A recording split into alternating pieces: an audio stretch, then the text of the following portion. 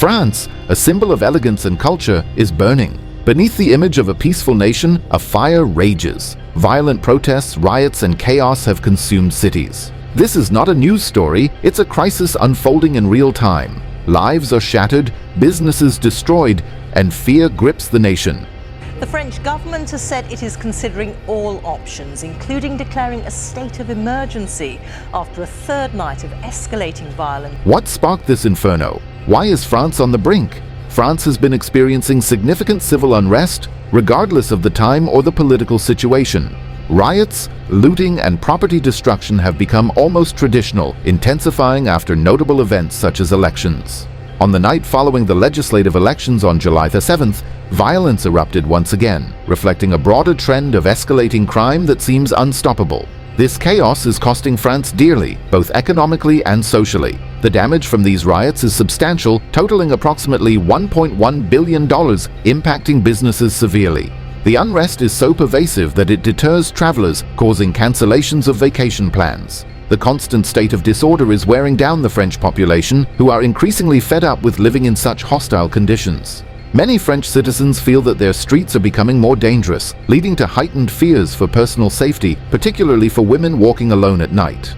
This sense of insecurity is more pronounced in certain neighborhoods in Paris, which feel detached from the rest of Europe, and in suburbs where the native French population is hesitant to venture. These areas, often characterized by high crime rates and poor living conditions, fuel a sense of alienation and fear among residents. The recent legislative elections revealed deep-seated issues within French society. While Marine Le Pen's National Rally Party did not win, they garnered significant support, becoming the third largest power in the deputies. Despite not meeting their high expectations, the National Rally's performance was far from a failure. Over 10 million French people voted for their anti-immigration and tough-on-crime platform, led by Le Pen's successor, Jordan Bardella. This result was a marked increase from the previous legislative elections, where the party received just over 3.5 million votes. The tripling of their vote count in just 2 years indicates a growing dissatisfaction with the current state of affairs and a strong desire for radical change among a significant portion of the French electorate. Le Pen's success can be attributed to her ability to tap into the public's growing concerns about crime and immigration.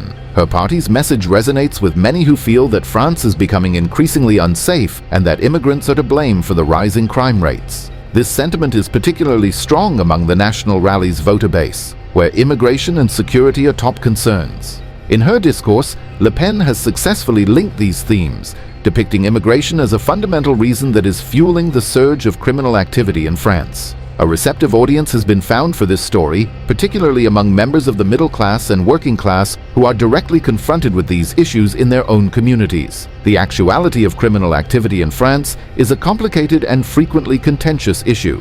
The official statistics on crime that are broken down by race or nationality are limited, which makes it impossible to draw conclusions that are guaranteed to be accurate. However, the data that is currently available demonstrates that immigrants, who account for around 7% of the population, are disproportionately active in some sorts of criminal activity. For example, immigrants are responsible for 41% of all robberies, 34% of crimes connected to vehicles, and 35% of violent robberies that do not include the use of weapons. As of the year 2023, immigrants are responsible for 77% of all street rapes that occur in Paris. These numbers are shocking as they offer evidence that immigrants are disproportionately represented in crime statistics in comparison to their percentage of the total population. This disproportionate representation extends to the jail population, where foreigners make up 25% of the convicts, a percentage that is far greater than what their population share would imply. These offenders come from North Africa in large numbers, which is reflective of larger trends in criminal activity and incarceration.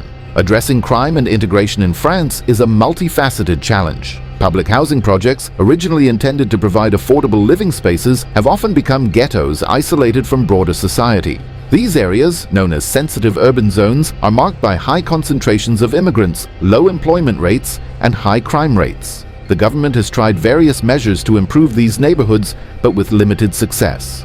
Other countries like Denmark have taken more drastic steps, such as demolishing public housing to reduce immigrant concentration and promote integration.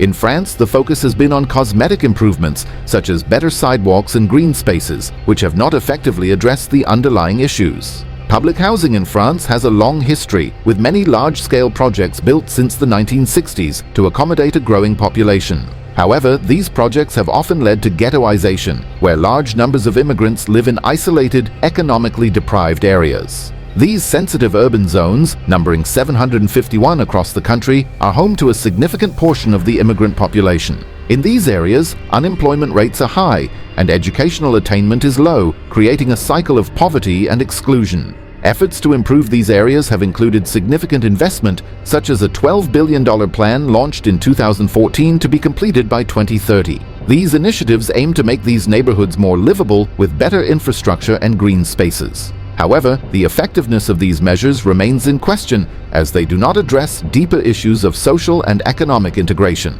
Organized crime in France is another significant issue, with foreign groups playing a prominent role.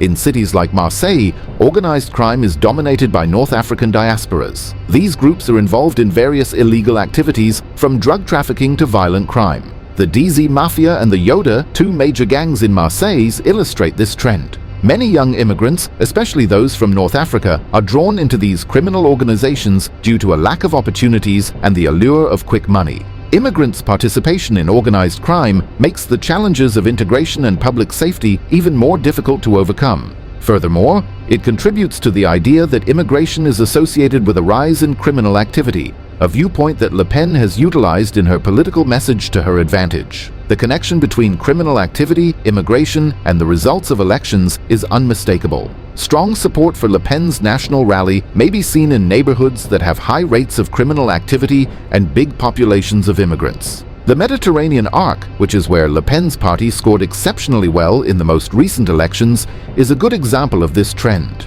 It is more probable that residents of these areas, who frequently reside in close proximity to sensitive metropolitan zones, will vote for a political party that promises to take a firm position on immigration and criminal activity. It is a sense of urgency and a yearning for change that is driving this electoral support towards the candidate. A significant number of people are of the opinion that the policies that are already in place do not adequately handle the problems that they encounter on a daily basis, and they consider the ideas made by Le Pen to be a workable alternative. The assertions that Le Pen makes on immigration and criminal activity are controversial and divisive. Her argument is that in order to restore safety and order in France, it is necessary to implement more stringent immigration controls and more stringent regulations regarding crime. Critics of her, on the other hand, contend that these perspectives are extremely simple and do not address the fundamental factors that contribute to criminal behavior, such as economic disparity and social marginalization. Over the course of the discussion around Le Pen's ideas, bigger concerns of integration and national identity have been raised. The method of integration that France employs, which awards citizenship on the basis of residency rather than cultural assimilation, is a contentious issue. According to those who are opposed to this approach, it does not promote real integration and has the potential to result in the establishment of parallel societies in which immigrants continue to be isolated from the mainstream community of France. The crisis in France is a stark reminder that beneath the surface of any nation, tensions can erupt. The path forward is complex, demanding unity, empathy, and decisive action. As this situation evolves, it's crucial to stay informed and engaged. Subscribe to our channel for continuous updates and in-depth analysis. Share this video to spread awareness and ignite conversations.